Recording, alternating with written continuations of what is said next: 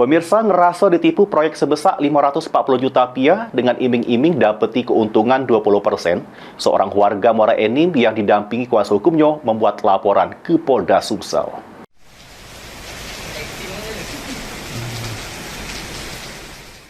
Didampingi kuasa hukumnya, Haria, warga Muara Enim ini mendatangi SPKT Polda Sumsel untuk ngelapor ke kawannya karena ngerasa ditipu proyek dengan total kerugian 540 juta rupiah. Diungkap ke Yusma Heri, kuasa hukum pelapor, sebenarnya kasus ini sudah dimenangkan oleh kliennya jeru persidangan perdata di Pengadilan Negeri Jaminan Mobil beserta surat menyuratnya.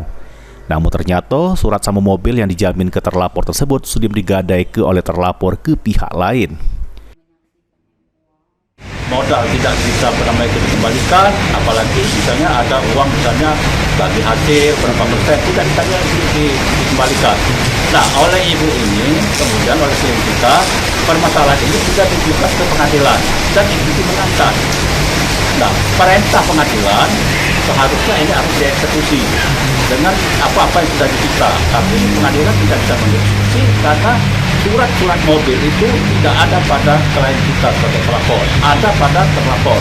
Dan terlapor menyatakan bahwa mobil itu pada waktu ditagih, mana surat-suratnya, bahwa mobil itu sudah digadaikan dengan pihak lain.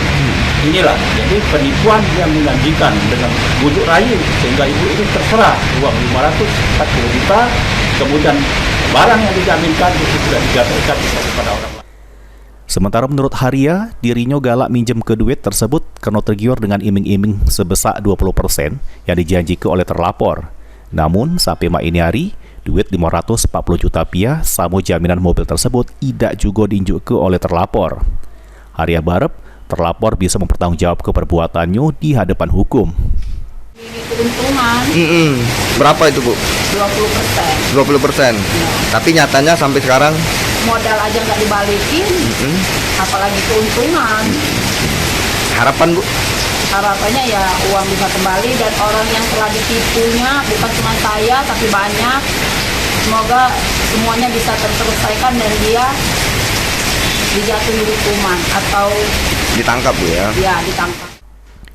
Ini laporan pelapor sudah diterima petugas SPKT Polda Sumsel. Selanjutnya bakal dilakukan penyelidikan lebih lanjut. Mulyadi, PAL TV.